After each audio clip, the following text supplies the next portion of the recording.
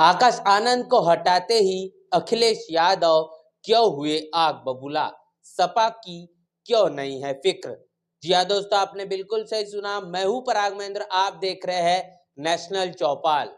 देश में लोकसभा चुनाव के तीसरे चरण के जो मतदान है हो चुके हैं।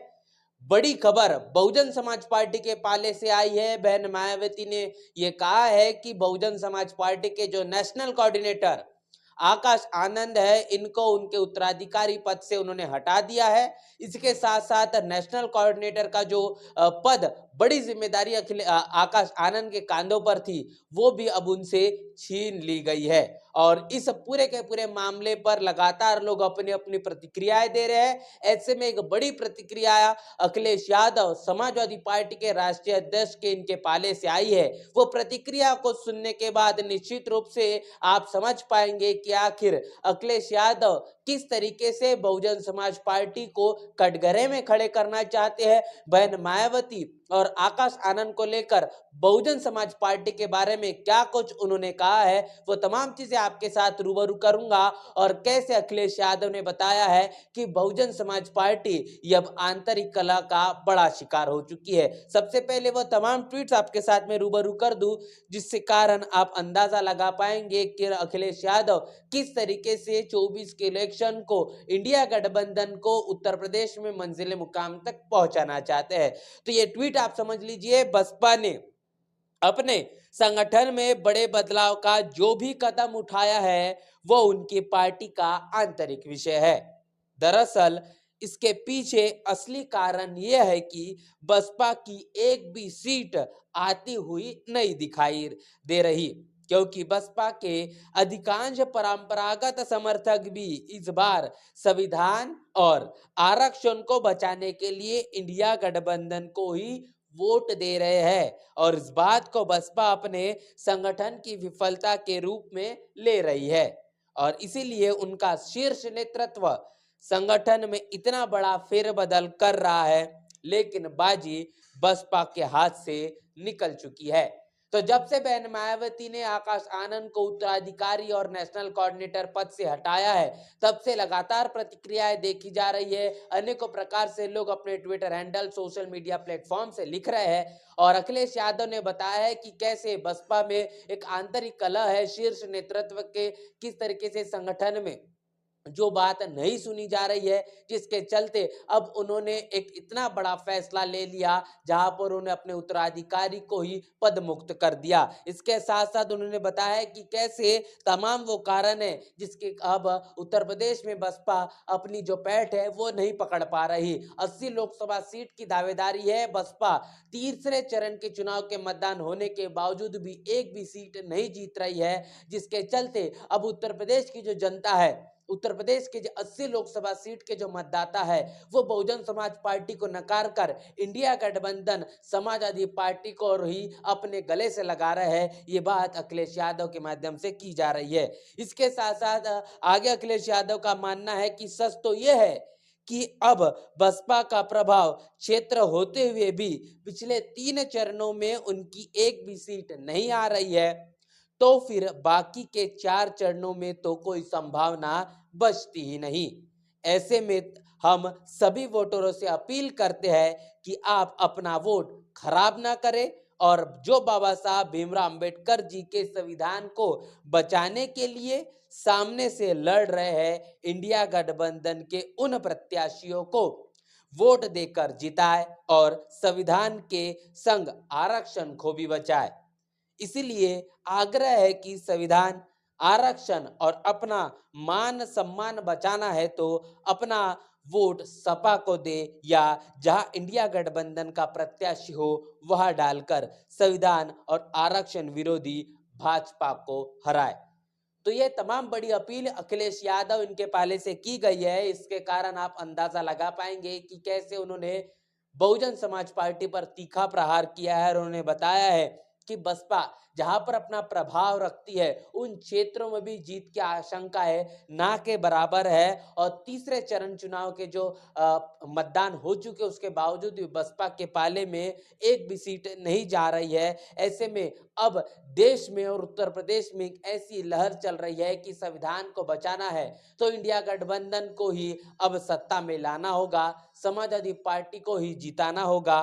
और इतना ही नहीं तो अब बहुजन समाज पार्टी को वोट कर कर अपने वोट को खराब ना करे। जहां जहां पर भी समाजवादी पार्टी के प्रत्याशी है, इंडिया गठबंधन के उम्मीदवार है, वहां पर वोट डालकर संविधान की और आरक्षण की रक्षा करे। इतना ही नहीं तो तमाम बड़ी बातें अखिलेश यादव इनके पाले से की गई है कि अब देश में जो सांप्रदायिक माहौल का निर्माण हो चुका है, ऐसे में संविधान और आरक्षण को बचाने के लिए, मन सम्मान को बरकरार रखने के लिए अपने वोट को समाजवादी पार्टी के पाले में दे, जिसके कारण भारतीय जनता पार्टी को हराया जा सके। तो ये तमाम वो ट्वीट्स है, ये तमाम वो बयान है जो अखिलेश यादव के जरिए जारी किए गए हैं। अब इस बात को देखना, समझना, जानना आवश्यक है क्या इन तमाम बातों में अखिलेश यादव के जरिए जो कही गई है इसमें कितनी सच्चाई है। सबसे पहले इस बात को आपको समझना पड़ेगा क्या क्या इस देश में भारतीय संविधान को बचाने के लिए इंडिया गठबंधन समाजवादी पार्टी काबिल है? क्या इसके पास में क्या उतना वो वोट बैंक है? ऐसा कोई शीर्ष नेतृत्व है? क्या इंडिया गठबंधन के पास में प्रधानमंत्री का दावेदार है? ये तमाम बड़े सवाल है। इस बात को हमको खोजना पड़ेगा, सवालों के जवाब हमको ढूंढना पड़ेगा, तब जाके हम निष्कर्ष तक पहुंच पाएंगे। आप समझ पा रहे हैं कि लगातार जिस राजनीति को समाजवादी पार्टी और इसके साथ साथ कांग्रेस कर रही है, आपने देखा कि इस गठबंधन का सबसे शुरुआती दौर था।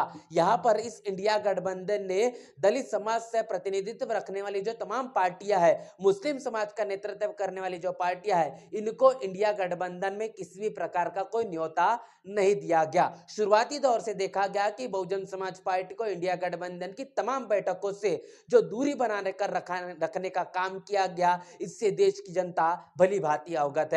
लगातार इंडिया गठबंधन के तमाम नेताओं ने, फिर अखिलेश यादव के जो चाचा क्यों ना हो, लालू प्रसाद यादव क्यों ना हो, इन तमाम लोगों के पाले से कहा गया कि हमको बहन मायावती की जरूरत नहीं, अरे छोड़ो मायावती, हमको बहुजन समाज पार्टी की आवश्यकता नहीं। ये तमाम जो बयान ये समय समय पर इंडिया गठबंधन के तमाम नेताओं ने लगाए। इसके बाद लगातार ये कहा गया कि हम इस देश के अंदर भारतीय संविधान को बचाएंगे, लेकिन जहां पर दलितों, आदिवासियों, पिछड़ों, धार्मिक अल्पसंख्यक में से खासतौर पर मुस्लिम समाज के लोगों का अगर प्रतिनिधित्व नहीं है, तो क्या ये तमाम पार्टियां सही मायने में इंडिया गठबंधन के जरिए भारतीय संविधान को बचाना चाहती है, या फिर अपने वोट बैंक को बरकरार रखना चाहती है, या फिर अपने पार्टी को बचाना चाहती है? ये सबसे बड़ा सवाल है। इसके साथ साथ अखिलेश यादव का ये मानना है कि बहुजन समाज पार्टी उत्तर प्रदेश में 80 लोकसभा सीटों पर तीनों चरणों में कहने की एक भी सीट नहीं जीत पा रही।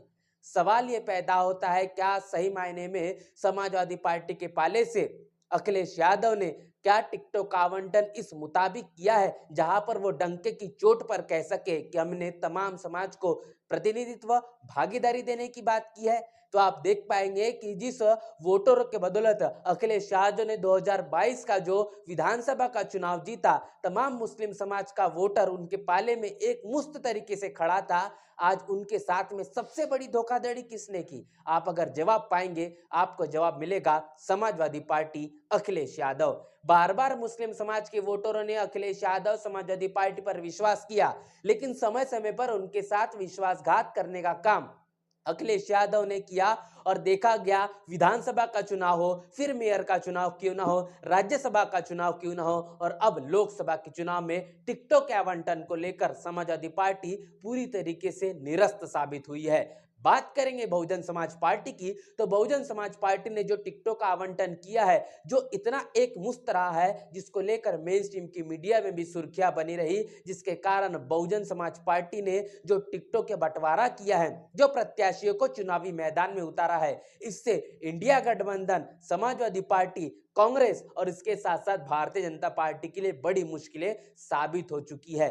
अब ये बात है कि क्या भारतीय संविधान को अखिलेश यादव, राहुल गांधी, इंडिया गठबंधन बचा पाएगा? सवाल पैदा होता है कि अगर समाजवादी पार्टी के इतिहास की बात करेंगे, ये वही समाजवादी पार्टी है जिसने भरे सदन के अंदर में रिजर्वेशन इन प्रमोशन वाले बिल को सदन में फाड़ने का काम किया। ये वही अखिलेश यादव के पिता है जी मुलायम सिंह यादव, जो इस देश में प्रधानमंत्री नरेंद्र मोदी को फिर एक बार प्रधानमंत्री देखना चाहते हैं। ये वही अखिलेश यादव है जिनके पाले से बहुजन समाज पार्टी के शासनकाल में समय समय पर जिन महापुरुषों के नामों पर मान सम्मान देने का काम किया गया, जिले बनाने का काम किया गया, उन तमाम नामों को परिवर्तित करने का, बदलने का काम किया गया। और आज बात अखिलेश यादव संविधान को बचाने की करते हैं। बात अगर करेंगे इंडिया गठबंधन की दूसरी अगुवाई करने वाली पार्टी कांग्रेस की, इस देश में सबसे लंबे समय तक राज करने वाली कांग्रेस ने भारतीय संविधान को कभी भी सही मायने में अमल में लाने का काम नहीं किया।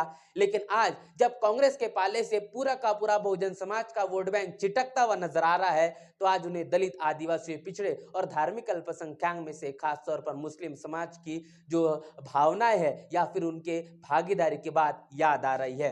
दोनों ही पार्टियां, समाजवादी पार्टी पीडीए का नारा लगा रही है और उसके साथ साथ भागीदारी की बात राहुल गांधी के पाले से की जा रही है। तो दोनों ही पार्टियां ये बहुजन समाज के वोटरों को, बहुजन समाज पार्टी के कैडर वोटरों को अपने पाले में लेने के लिए हर वो संभव कोशिश कर रही है। आप इस बात का पूरा इस वीडियो के माध्यम से अंदाजा लगाइए। लगातार ये कोशिश समाजवादी पार्टी के माध्यम से अखिलेश यादव कर रहे हैं कि कैसे बहुजन समाज पार्टी को वोट करने से उनके लिए वो तमाम मुश्किलें कहीं न कहीं साबित हो जाएगी, क्योंकि वो 2024 के इलेक्शन में कहीं न कहीं भूमिका में ही नहीं है, कहीं न कहीं अब राजनीतिक तौर पर रास्ते में ही नजर नहीं आ रहे हैं, लड़ाई में ही नहीं नजर आ रहे हैं, देखने को नहीं मिल रहे हैं। उनका पूरा का पूरा रास्ता वो अब भारतीय जनता पार्टी के लिए सीधा साफ हो चुका है और 80 लोकसभा सीटों पर दावेदारी है ये बहुजन समाज पार्टी और इसके साथ साथ भारतीय जनता पार्टी के बीच में ही है। और इसीलिए बीच में इस तरीके से